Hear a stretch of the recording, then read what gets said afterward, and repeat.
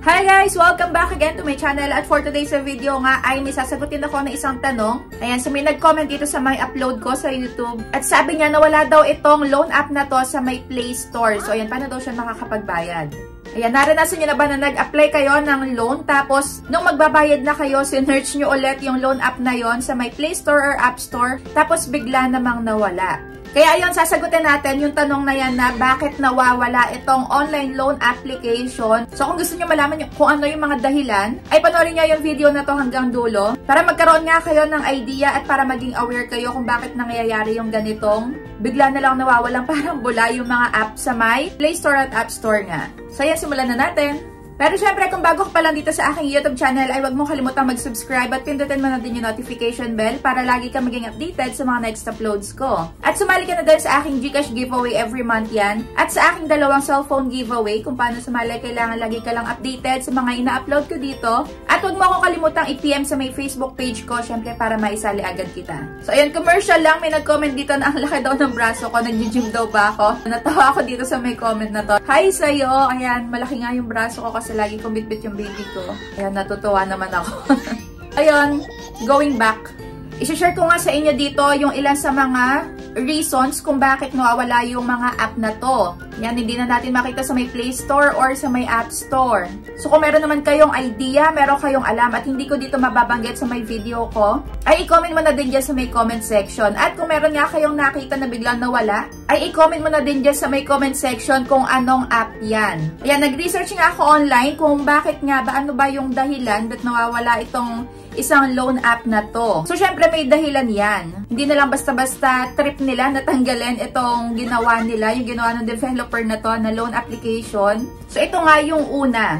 Ayan, paglabag sa may patakaran. So, kung lumabag yung loan app na to sa may patakaran ng Play Store or App Store, halimbawa, ayan, may maling impormasyon, hindi sila transparent talaga sa may fees, o hindi sumusunod sa mga regulasyon tungkol sa may data privacy. Ayan, maaari daw natanggalin ito ng Google or Apple. Ayan, sa may Play Store nga at sa may App Store naman pagka ikaw ay gumagamit ng iOS. So, yun yung una, paglabag sa may patakaran. At pangalawa naman, ayan, syempre yung mga reklamo ng mga talagang gumagamit, yung mga users na.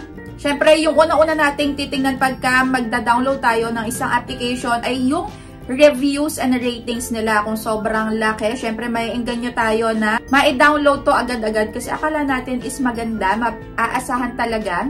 Pero hindi naman pala. So, yun yung una yung laging tingnan. Yung most recent o kaya naman yung most critical na reviews, yun yung basahin nyo kasi check doon may makikita kayong idea kung okay ba talagang itry yung loan app na yan or hindi. So ayun, kung maraming negatibo na feedback nga o reklamo ang natanggap mula sa mga gumagamit tungkol sa may app, halimbawa, ayan, may nagsasabi na laging scam, ayan, hindi daw maganda, maraming harassments, maraming threats na matatanggap, wala pa man din yung due date, ayan, haharasin ka na kung ano-ano yung mga sasabihin sa yung pananakot. So, yun, nadedetect din pala yun ng Play Store at App Store. Kaya, maaaring isa din yun sa dahilan kung bakit tinatanggal itong loan app na to or bakit nawawala na lang bigla. At pangatlo naman, ayan, yung pagbabago or pag-alis ng developer. So, maaaring isang dahilan din daw yun, yung kung sino yung gumawa. Ayun, maaaring may inedit. So, yung mismong developer nga ng application na yun, yung nagde-decide din daw minsan natanggalin yung application para sa may updates o dahil sa mga pagbabago sa kanilang application nga. Yung kagaya na lang ng na-experience natin ngayon, sobrang daming lumalabas na bagong loan app pero hindi natin alam. Ayan, nung pagka-install natin, doon na tayo agad na pupunta sa may loan details. Ibig sabihin ay na-apply na natin yun dati. So, lumalabas na nagbago lang pala sila ng pangalan. Ayun, maaaring sa may developer din daw yung dahilan kung bakit nawawala minsan itong application na to. Ayan, maaaring nagbabago ng pangalan pero same lang din naman yung loan details, yung repayment na lagi ko nang halang ding napapansin bago ako mag-login or mag-sign in, mag-sign up sa mga loan app ay chine-check ko muna yung loan agreements nila saka privacy policy. Doon kasi minsan nakikita ko na meron pang isang pangalan na lumalabas, which is hindi naman yun yung nakalagay sa pinaka-name ng application. So, ayun, doon pala makikita na natin na nagbago lang pala ito ng pangalan, hindi siya totally bagong application. At next naman is technical issue. Ayan, kung may seryoso daw na bug or problema doon sa may app nila, na maaaring makasira sa may experience or sa may security ng user. maaaring pansamantalang tanggalin ito habang inaayos nga ng developer kung may mga bugs nga na yan. Kung may issues, ayan, technical issues na na-experience dyan sa may application, maaaring inaayos pa nga ng developer, kaya minsan nawawala yung application. At next naman, ayan, harmful talaga yung isang loan application or hindi talaga totally safe. So kapag daw yung isang loan application ay nangunguha lang ng personal information ng mga user, kapag ka nada-download na yung app na yon is nadedetect pala yon ng Play Store or App Store. So yun sa pamamagitan nga ng mga reviews, do sa may reviews and ratings sa may application nila. So yun, na-experience ko nga din to bago ako mag-download or mag-install ng application. Nagbabasa muna ako sa may ratings and reviews. Ayan, nag-i-scan ako doon at yun yung ilan sa mga nababasa ko. Nangunguha lang to ng personal information. Tapos auto-reject naman pala. So pagka paulit-ulit pala yun, na yun yung mga nakikita, yun yung mga nilalagay ng mga users is nadedetect din. So ayun.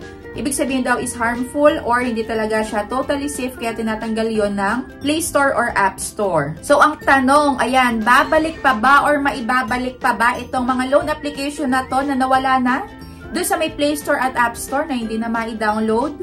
So ito yung na-research ko about yan. So, ang sagot nga is oo, may posibilidad pa rin talaga na maibalik yung loan application na yon na natanggal nga sa may Play Store or sa may App Store. Ayan, depende to sa may ilang mga kondisyon. So, una nga is sa pagkumpuni ng mga nalabag nila. So, yun, pagka tinanggal daw ang application dahil sa may paglabag sa mga patakaran, sa mga terms and conditions nga ng Play Store at App Store.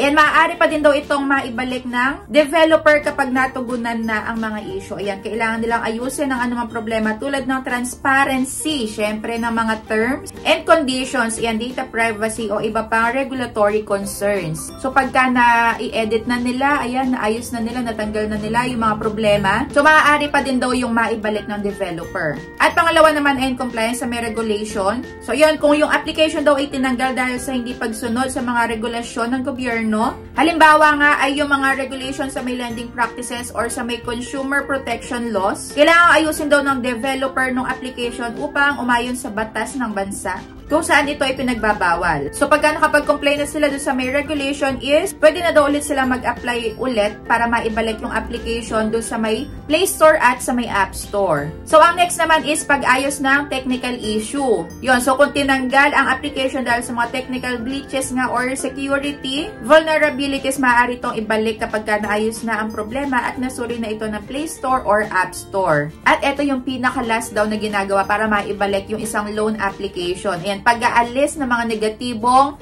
reklamo ng mga users. So, kung ito daw ay na-report dahil sa may reklamo ng mga users, halimbawa, ayan, sa may pagsasabi lagi ng scam, ayan, auto-reject, pangunguha lang ng personal information, yan, kailangan daw mapatunayan ng developer na walang ganong issue bago payagan daw ulit silang mag-operate or mapunta doon sa may Play Store at App Store. So, yun, kailangan pa rin ng mabusising pagsusuri nga. So, yung proseso nga ng pagbabalik, ayan, matatagalan dahil kailangan makapag-comply muna sila doon sa may mga kailangan o doon sa may mga kailangan tanggalin, baguhin. Kaya, yun, hindi mabilis or hindi agad-agad makakabalik dito sa may Play Store or App Store yung isang loan application na nawala. So, yun, kailangan nilang mapakita na safe, hindi harmful itong kanilang loan application bago sila mapayagan ulit na, ayun, ma-download sa may Play Store or App Store. At pagka naman na-experience nyo na, ayan, pinagbabayad kayo, binibigyan lang kayo ng, ayan, GCash number, ay wag na wag kayong magbabayad.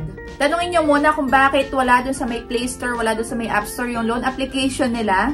At paano mo kayo makakasiguro na talaga magre-reflect yung bayad nyo doon sa may talagang inutang nyo. So yan, wag na wag agad kayo magbabayad sa mga GCash number lang na yan. Kasi walang kasiguraduhan yan na talagang, ayan, makakabayad talaga kayo. So that's it for today's video. Kung meron pa akong hindi nabanggit, na alam nyo naman na dahilan kung bakit nawawala din yung isang loan application sa may Play Store App Store, ay i-comment nyo na din dyan sa may comment section para maging aware nga din yung iba. So yun lang for today's video. Thank you for watching. At kung may gusto pa kayong loan application na ipapa-review, is i-comment nyo lang dyan kung anong loan application yan para hindi na kayo mag-aksaya ng oras sa may pag-install tapos hindi naman pala maaasahan.